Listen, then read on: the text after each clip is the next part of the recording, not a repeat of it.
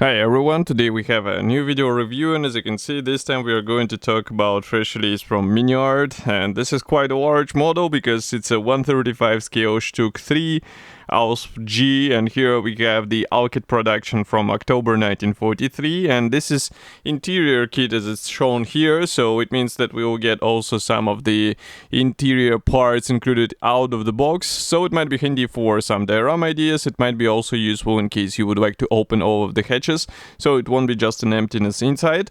And even though the box art here shows those two guys sitting in the vehicle, obviously the figurines will not be included here, so in case you would like to get them, you will have to find some aftermarket set. Today we are talking only about this StuG. Nevertheless, this kit number 35352, it's written somewhere, should be there, yeah. So it's a final shape of this kit, it will not change, and if you order it, for example, from Modelimex, it will be exactly the same, and you will get the same set of parts. So first of all, you can notice that the box size is typical for this brand. Here is comparison with my hand. We have also quite nice box art here. And here on the side, it's quite heavy box by the way as well. On the side we have some information about the manufacturer, safety advices, and also QR code and barcode. On the opposite side, you can see 4 marking options, which are quite colorful, I would say. So for 135 scale, this is quite a good choice of the markings. And of course, we also have the small sign showing that decals are coming from cartograph. So you shouldn't be worried about any printing quality issues. And as you remember, I assembled the small scale StuG from the same brand. So those decals were real pleasure to apply on the model. So I just opened the box, and here is what we have inside. So all frames are basically sealed into one plastic bag, so I'm going to open them right now and we will take a closer look together. So just give me a moment. In the meantime, I can also remind you that we reviewed the previous versions as well, so in case you are interested in something different, in something without interior, you can find it also on our YouTube channel. And I also show the parts in a detailed way and explain what is actually included into those kits. Okay, so just give me a second. It was one plastic bag containing 2 plastic bags inside. So again, I need to cut through one of them, so just give me a moment. Maybe I'll use scissors for that.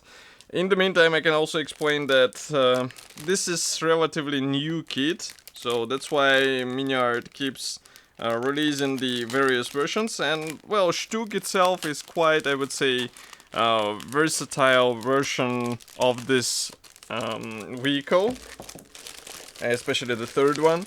So that's why I think we will see them coming in the future, and this is not the final release for this type of the vehicle. So again, here we have package in the package. So this is the small envelope with Miniart logo. Just give me a second, I will open it as well.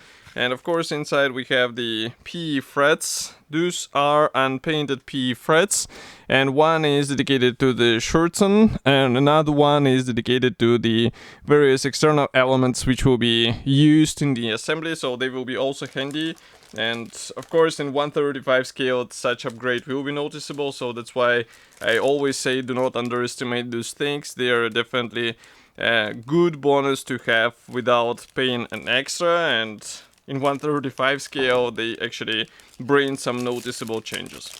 Okay, so next I opened another plastic bag which is dedicated to the decals and also to the clear plastic sprue. I was just trying to arrange it. So here it is. As you can see, here we have the various periscopes and lenses for this vehicle. Obviously the masks are not included, so in case you would like to have a nice paint finish, you should use some liquid masks, maybe some stickers, but it will require some cutting. So this is a bit more tedious procedure, but of course it will give you a more precise finish as well. Next we continue with the decals. So again, they are coming from cartograph. Here you can see that we have a lot of stencils as well. We also have some interior decals here. They will be necessary because there are various dials to copy, but again, the application experience of those decals, it was quite nice, so I didn't have any problems and as long as you work with them as with a classic typical decal set, it should be fine. So here we finally start with the first gray plastic sprue. I will zoom out so that you can see all of the parts. These are the panels for the lower house section. And I would say this is something what you would expect from this area of the vehicle, so you should combine the separate side panels and rear panel and also the frontal panels as well. Of course, the superstructure will be assembled out of separate panels, we will see it further in the review. And here inside we have some guiding elements and also interior features for this interior let's say details, because, well, this is interior kit and you cannot avoid working on this. So that's why I was saying that some modders are actually happier to work with the version without interior. Here we continue with that many sprues. There are 7 plastic sprues with plastic track links. And, well, in 1/35 scale, this is definitely a welcome bonus, so I will zoom in so that you can see what we are talking about here. As you can see, those track links look great. They also have some pre-molded custom features, which is also quite nice, but, well, the assembly process will take some time. It's definitely not a quick procedure, but in my opinion, it's worth, let's say, sacrifice, because as a result, you get a way more convincing finish in 1/35 scale. Now I'm trying to align everything and take the next plastic sprue. So for example, here we have the idlers. They're supplied on 3 plastic sprues. Maybe I'll try to zoom in closer. That's as much as we can zoom in. But you can see that we have some features pre-molded on the tire walls. And I think this is also quite important for a 1/35 scale vehicle. And by the way, it's not 3 plastic sprues, it's actually 6, because I found 3 more here. As you can see, they are pretty much the same. But again, it's quite impressive for me that Miniart keeps on molding in the details on the tire walls, something what was let's say ignored before by all of the mainstream brands. And maybe the only way it was copied in some aftermarket 3D printed or resin add-ons. The same can be said about those road wheels, so those ones are supplied on several sprues as well, and you can see that again we have some pre-molded features on the tire walls here, so maybe I will just bring it closer so that you can see what we are talking about here. And I think even under the layer of primer and paint, it still will stay in touch and it will be visible on the assembled model. So definitely a cool thing to have in this size. Next we continue with 2 plastic sprues which are trying to escape me, but here we have more of the road wheels. I guess these are the spare ones which will be placed on the hull, but, well, the overall features are pretty much the same as what we saw on the previous sprues. We have 2 more plastic sprues with the tracks. And next is the double set of the plastic frames for the interior parts, I guess. So here we have various elements for the brakes, also for the machine gun, and I guess for some structural elements, but everything is molded in a quite nice quality, so I really doubt that you have any issues with the fitment. And next we continue with the drive sprocket. So each drive sprocket should be glued out of 2 halves. Here you can see them. We have attachment points on the teeth. So in my opinion, this is actually a better thing than having the attachment point in between teeth. And here you can see the parts from the opposite side. Again, we have the guiding elements which will help you with the proper alignment of those parts together. Next, we continue with the thin sprues, again with some interior parts. I'm just trying to catch them because, as you can see, they're quite small, but again here we have some important parts, especially if you plan to show what is inside this vehicle. Next, slightly bigger plastic sprue. This one is dedicated to the engine compartment. I can see here we have the various gearbox and also the engine fans, and also here we have the exhaust system. Here we have the drivetrain belts, and everything is molded nicely, but of course it will require some careful painting and also maybe some references to follow so that you can get the more realistic appearance in 1/35 scale. Next we continue with the ammo. So this is also quite a good inclusion from Miniart. As you can see, there are 6 plastic sprues, and if I leave one, on the table, you can see that here we have the ammo rounds. Obviously, you don't have to use everything at once, you can leave some aside, but this is definitely a good thing because this vehicle should have the full ammo storage on board, so that's why it is important to depict it in this scale as well. Next, we have a lot of thin parts here. I'm not even sure where they will be used, but as you can see, they are supplied on this sprue. And we continue with plastic sprue, which is dedicated to the superstructure parts. So here we have quite an interesting design because those panels should be combined together, and as you can see, they're quite nicely molded. We even have here nice casting marks, just like on the real vehicle, and here you can check them from the inside, so they're also detailed from the inside. And this is quite important because, well, again, we are dealing with the interior kit, so that's why it will be visible if there is no features provided on this kit. But what is even more funny is this interconnection between the frames. So this was supposed to be set of the separate frames, but as you can see, they are coming together. We have some parts for the inner bulkheads, we have the exterior walls, we have also the storage boxes, we have these gun mantlets, and everything looks fine. But again, just try not to lose all of these frames.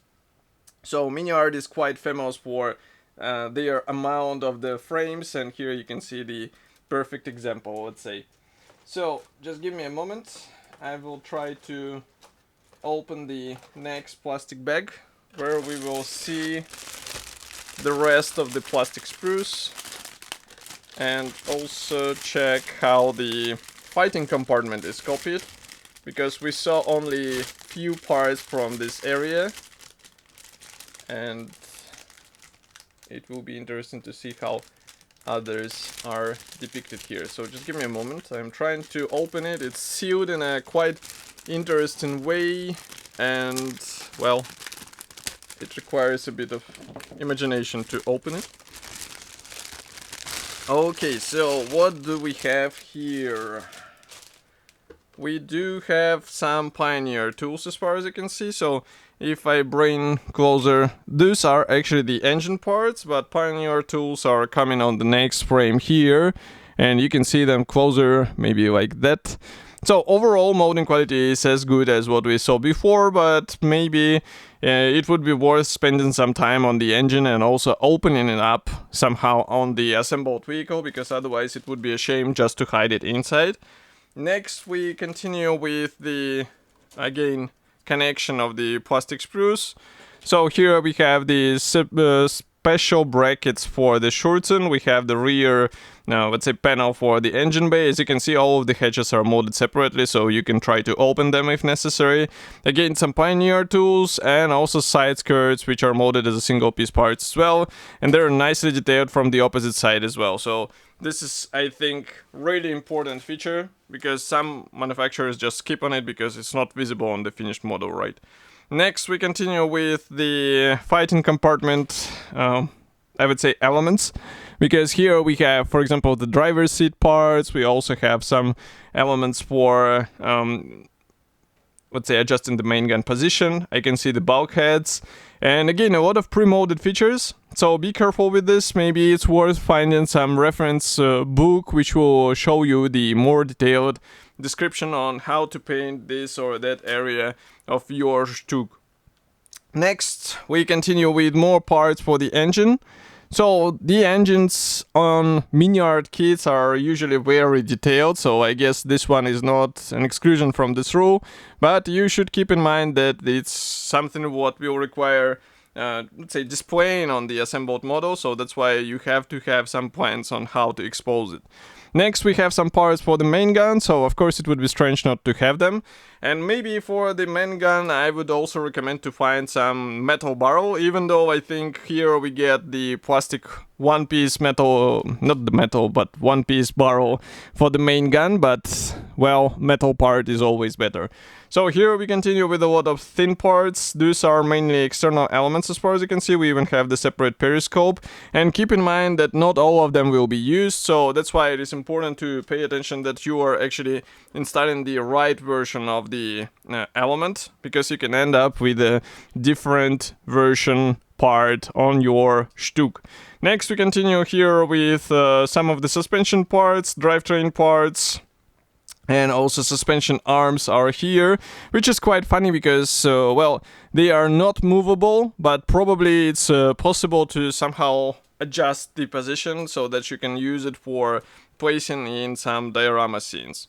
Next, we continue with a pair of plastic sprues which are dedicated to the external panels and also for the engine compartment. So as you can see, again, a lot of parts.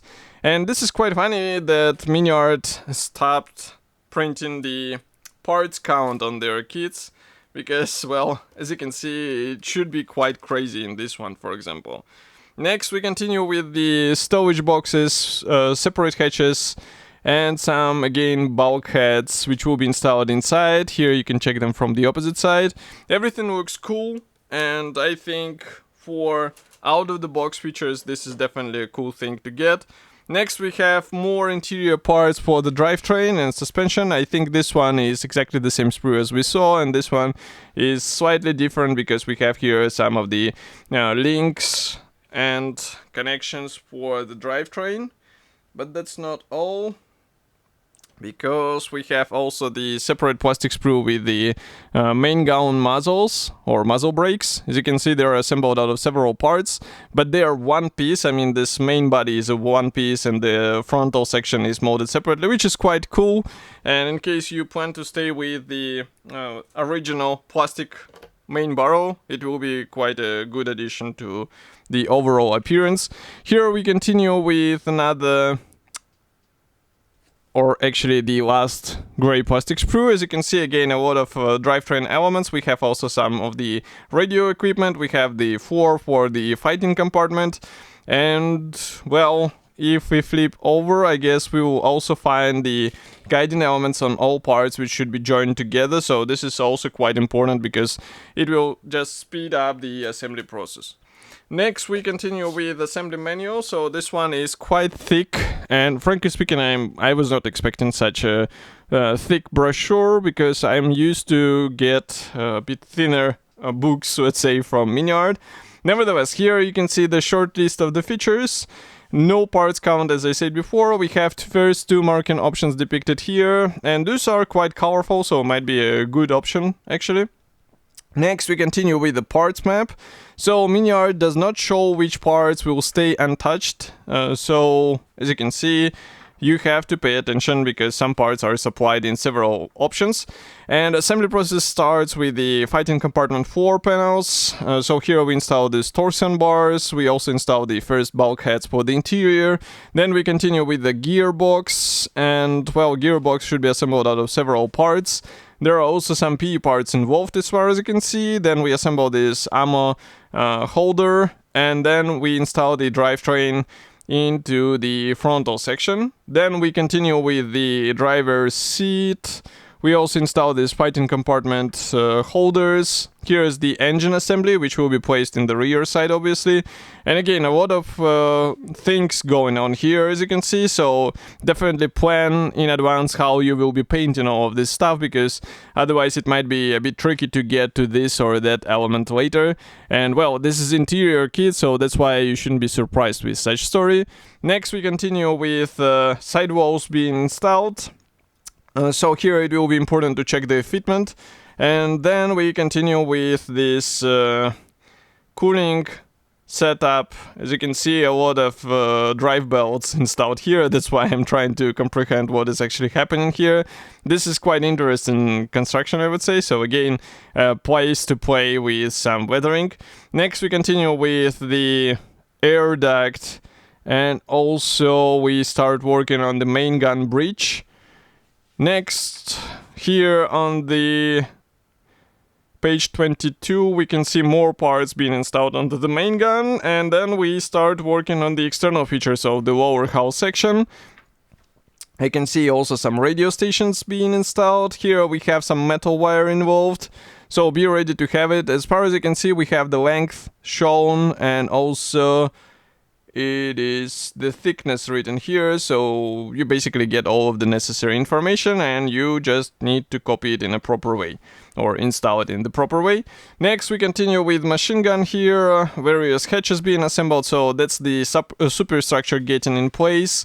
And as you can see, it's a separate block, so maybe it is possible to leave it aside, but this will be your decision how you would like to go here. Note that even the idlers or tensioners, they will get the PE parts.